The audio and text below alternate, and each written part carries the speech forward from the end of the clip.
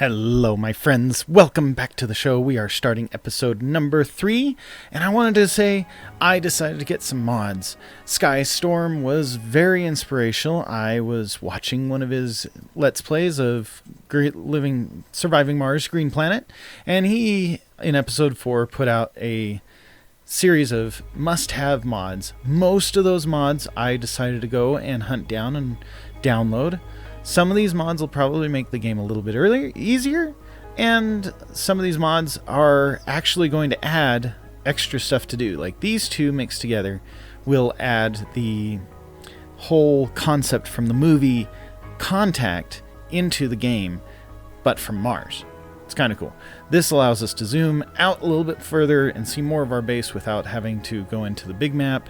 And this is a gem and a half because it will allow us to see what the dust radius of various constructions are, so that we don't keep putting stuff that will break down faster into those areas, making it so that we have to repair them more often and whatnot. So there's a variety of specific files. Some of these files, like essential files, are required for all of these Silva mods. That being said, let's get into the game. Okay, starting off exactly where we left off last time, we are going to change some things. Like, because of the fact that we have new mods, the strategy is going to change a little bit. We need to get rid of some of these basic buildings, especially this one that just drove me annoyed that I forgot to turn it off and I let it build all the way and it wasted all those resources. This one will cancel, and what we're going to do is we're going to get one of the first technologies that we need to do some automated mining. And yeah, while that will make it a little bit less worth it to have people on Mars, because technically the robots could just take over Mars in that case, we will still do a lot of jobs with people. And in order to get things rolling, we are going to try to seek out a couple of ways of just hunting down more research points, just to hopefully get this particular research done as soon as possible. So right now, as it stands, it would take like 20 souls to accomplish this, but we're going to try to accomplish it in a lot less. And then after we get some of those basic buildings built, we are going to bring people, and which explains why I'm doing this second one. I want the automated bots to reduce the unnecessary jobs like the grocer and the diner, and make it so that we can concentrate jobs where they will be the most useful, like the medical and science and other things like engineering and such. So, continuing on, we need to wait for that research for a little bit, so I'm going to put a cut right here. Okay, while we were gone, we went through a dust storm and we did 2 missions here on Mars. We went for one breakthrough, which actually crippled us for quite some time because it took 10 out of the 11 drones that I have to do that one. And then when those drones got back, we were able to set up for another mission, and we got a little bit more science, and we are just about there. So here we go. Research complete. So with automated systems finished, that allows us to make some constructions that kind of might make the game easier, but at the same time we'll still have decent challenges. What we're going to be able to make is we will be able to make an automated machine parts factory, an automated polymer factory, and an automated electronics factory. We'll start with a machine parts factory, and that will help us not have to use money to import machine parts or depend on the limited amount of jobs that we have for the first 10 days when colonists get here to actually man a machine parts facility and make machine parts. Second to that, we are going to need the electronics factory, because without it, we will very quickly run into problems because just about everything we have on the board right now uses electronics. So I'm going to try to get those 2 down, and I'm going to set them to be a higher priority. Now, in order to get into these, you notice that there is a little plus icon on the left side of these menus. These allow me to get into the modded extras of these sections for the various parts that we're installing. Also, in this pack, we have some miners, automatic miners. What we can do is we can set up a rare metals miner and a metals miner using this same menu, and that'll get us the rare metals we need for doing the electronics, and we'll be able to work our way from there to be able to expand and help the colonists survive on Mars. Without these essentials, the game is dramatically more difficult, but I just want to have fun. I don't want to have insane difficulty on this round. And yes, this was probably like a 400 or 500 difficulty level, but at the same time, let's just have fun with it. So I'm going to place that metals extractor down, and you saw me just barely put the rare metals extractor down. And part of my problem here is I want to position it so that it will be beneficial, and I can put more stuff down within that turbionic scrubber and keep things from getting needing maintenance. Okay, I'm going to do a few more things. We'll cut to... They could get a little bit boring, so I'm just going to transition into the next major step of this video. You know, it's funny when you think you're going to cut out a little bit and you realize only one soul has gone by. So I completed the dome. We are going to set up the passenger rocket. I like doing certain filters for this first one, especially since we have a no specialization game. It kind of makes things a little bit more simple because we're not trying to hunt for very unique things. And just as an initial test, like you saw me go into the flaws, and I immediately X'd out all the flaws and said, let's have no flaws. And I still had more applicants necessary for this first flight. I can only take 12. So as long as I keep my big number, the matching applicants, above 12 for this first rocket, we're in business. We don't have to deal with flaws. We don't have to deal with really old people. It's a good mixture that allows us to kind of get the prime start that we want. And now what I need to do just before, let's finish up these filters. And I need to go through it, and I want to make sure that we have a relatively even amount of males to females. Because obviously if I sent a whole ship of one gender, I'm going to have troubles with having kids. And you can get over... My bad.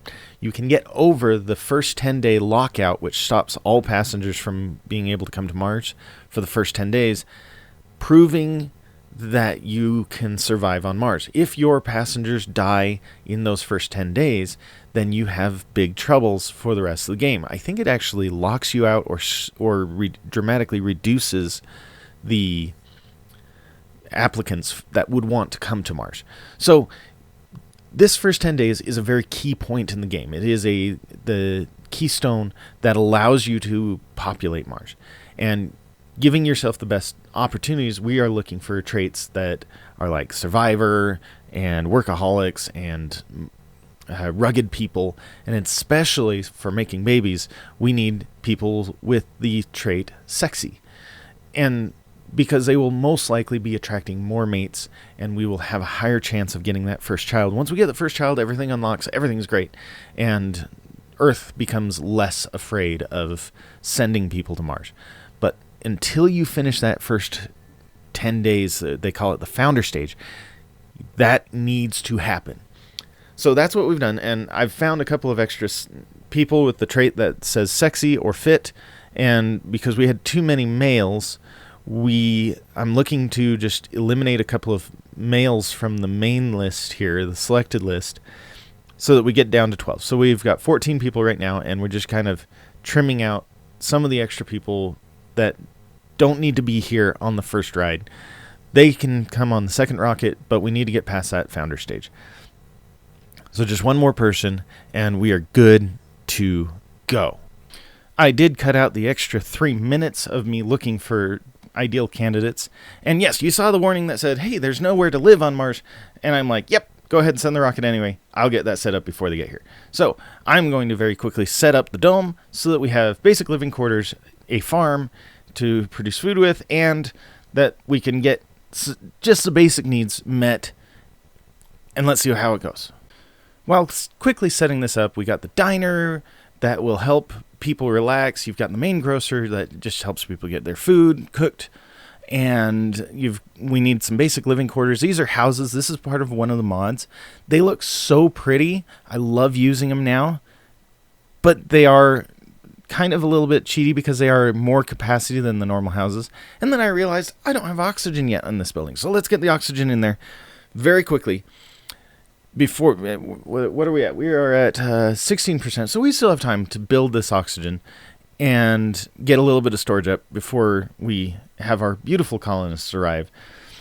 These next tanks are oxygen storage tanks. In the event that our Moxie, our oxygen producer, fails, we will need a little bit of backup air for the colonists. Otherwise, they almost immediately start suffocating, and that's what we're trying to avoid. Now, with colonists arriving, we need to pay attention to oxygen, and we also need to pay attention to our water level, which I just realized our water level is going down at night, which is going to be a big problem in the near future. So we need to get this thing running at night as well as during the day. So I'm going to connect it to the main power system, and that will help us keep that running all the time, which will keep us in a net positive for gaining water for those storage tanks.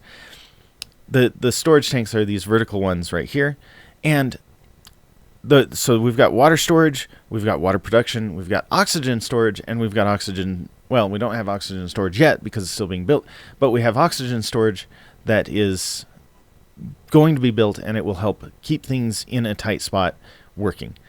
I am really kind of annoyed at my drones for not finishing this particular building, so we're going to manually override them finishing this, and I'm going to just catch a drone here. Come on, get right. Come on. Select the drone. Okay. Work on this. The resources are right there. I don't know why you can't find it. Okay. Hey, get back here. So apparently I have to manually tell this thing to finish. I don't know why it's not taking priority because it's just being left to the side. I think it's just due to a lack of drones. And what we'll probably do is we will probably order a stack of drones here in the near future. Oh, check it out. That blade goes down. So that's our rare metals deposit. And that thing will start producing rare metals, which is a vital component for doing the electronics. Let's get this thing running. And when that gets us over our two largest needs of the entire game, which is electronics, machine parts, which runs most of the things in the entire game. Now I need to get a polymer factory, and I will get that installed here in a few minutes. We got to look at this for a second. What I have hovering over is upgrade to service bots. This will be a phenomenal thing when we get it. We do need a few more electronics in order to make this work, but that's just to get it installed. Once the electronics, you get the service bots installed, it gives full-time service, 365, all throughout the day, 100% of the day, allowing the colonists to not have to man that station. We can automate a few of these buildings on the inside, and yes, it reduces the jobs available, but it also gives us constant, without any negative effects, especially because our colonists, for some odd reason, are a little bit lazy, and not a single colonist likes the night shift, and they will slowly lose morale if they have to work the night shift. So the bulk of work you want to try to have being done during the day shift, the two shifts during the day. That being said, if we have service bots taking over the night shift for these basic gimme jobs like the diner and the grocer, that saves us a lot of grief on the part of the colonists, and they will be happier as a result. Happy colonists make more colonists, and as a result, we have a colony here on Mars that is self-sustaining after that. Our biggest goals for the near future will be to get that farm up and running to the point where it doesn't need as many colonists, and maybe get some science. We need to get some science in here. Let's grab the science building, and because any science that we have, especially since I placed this in a place where we have a plus 25 science ability, if we get the science in there, oh, look at that. It nests with that glass house. Oh, that's kind of cool. Okay.